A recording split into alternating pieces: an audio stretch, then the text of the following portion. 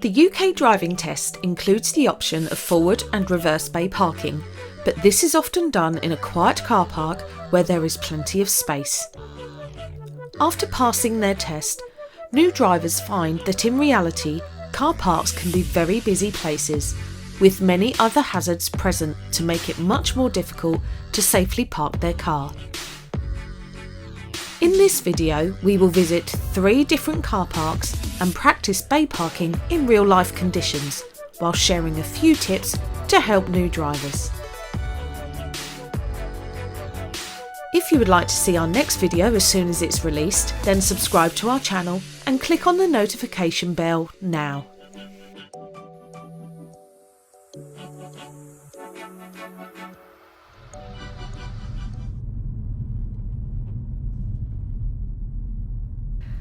Parking in real life can be a difficult challenge for a new driver, especially on busy weekend or market days.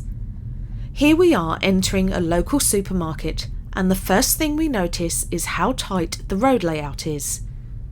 Due to this, we need to drive very slowly and look out for other drivers cutting corners or driving in the middle of the road.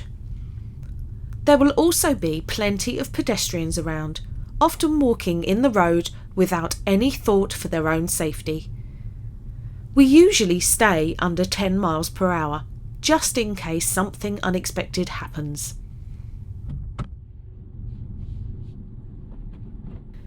If we find ourselves driving along rows of cars looking for a single space to park in, with possibly another car following us, then we will probably want to use the easiest and fastest technique to park. If possible, we prefer to reverse into our target bay, as the car is more manoeuvrable, which is handy when parking in tight spots.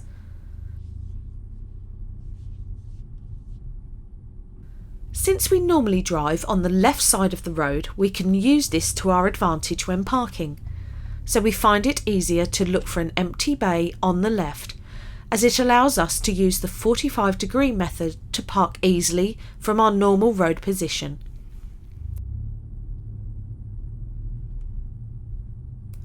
We prefer the 45-degree method over the 90-degree method, as it's more obvious where we intend to park.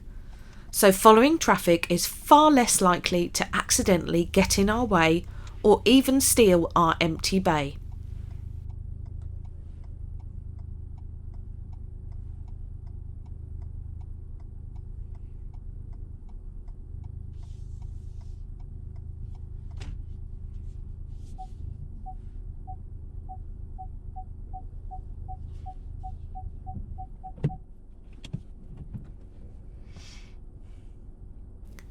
Let's go and look for another space to park.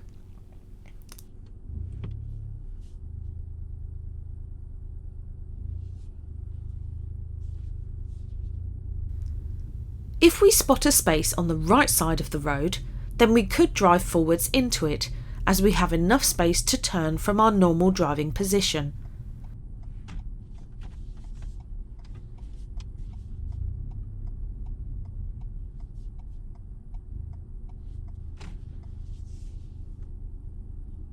Of course, driving forwards into the bay will require us to reverse out again into traffic later. So if possible, we prefer to reverse into the bay, which is much safer.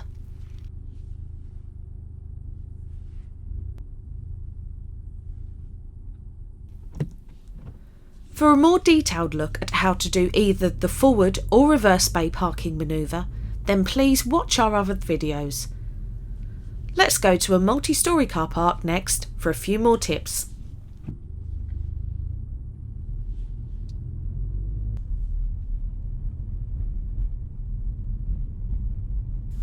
The first thing we notice here is that it's very tight indeed as we steer around the corners, so we slow right down to ensure we don't scrape our car on anything.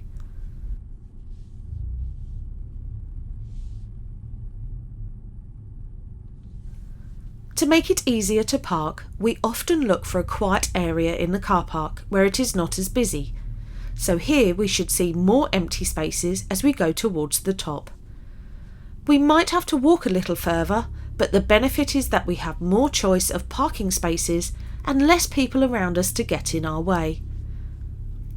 When considering a suitable space, we always look out for other cars that are poorly parked on or over their bay line. We would avoid parking next to these cars as we would have less space to manoeuvre or open our doors afterwards. Here is a space on our left, so we will reverse into the bay, and this time using the 45-degree method.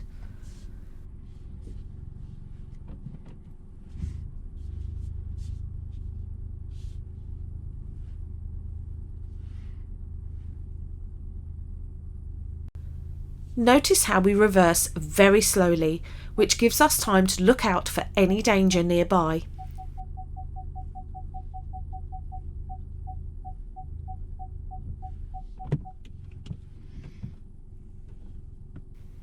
Let's drive on and find another gap.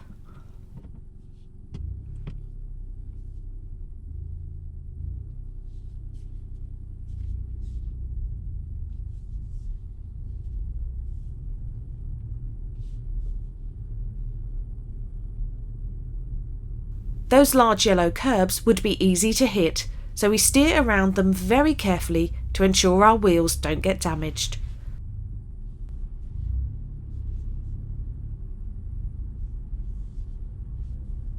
The more obvious we can make what we intend to do, the less chance there will be of someone else misunderstanding what is happening and putting us in danger. The first way we can signal to others is of course with our indicators, so we always indicate towards our target bay. We can also signal with our car position as we steer towards our bay.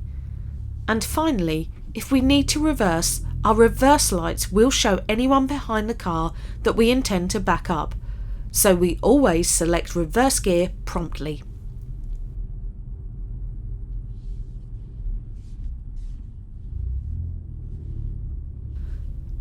We notice we are being followed now, and then see a space on the right, so we choose to forward park this time.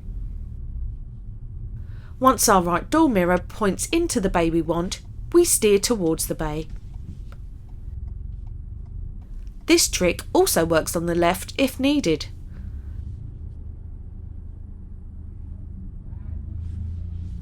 Let's go to our third car park in the town centre.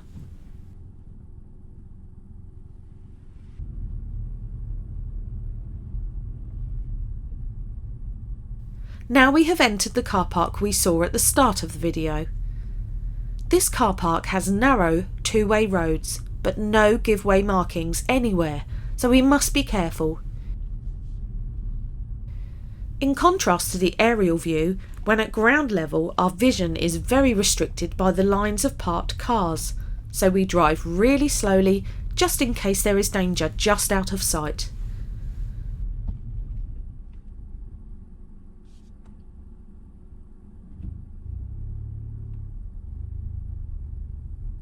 As you have just seen, we must observe constantly when in car parks, as pedestrians will often walk very close to our car and other vehicles may try to squeeze past us through tight gaps.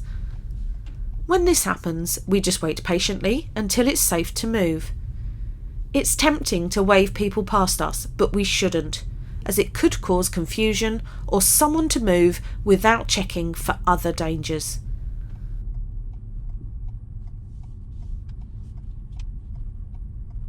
When manoeuvring, we keep the car at a very low speed, as this will give us enough time to steer precisely whilst looking around for danger.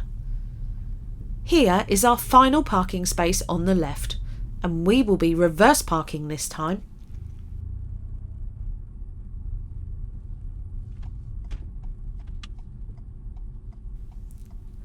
Moving at about 1 mile per hour is usually about right, and we might even stop to check our position if it's needed.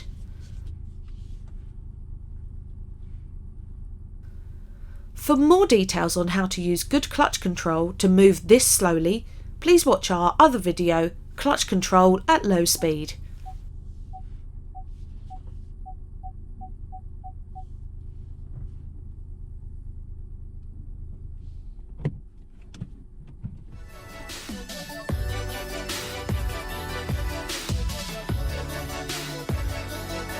So remember to choose a space carefully, signal what we intend to do, observe constantly, and manoeuvre very slowly.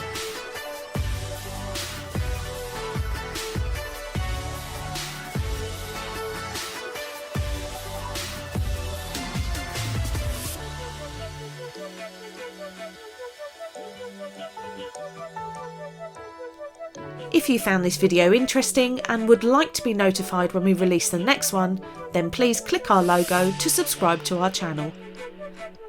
If you would like to help us make new videos, then please click the Patreon logo to find out about our crowdfunding campaign. Thanks for watching.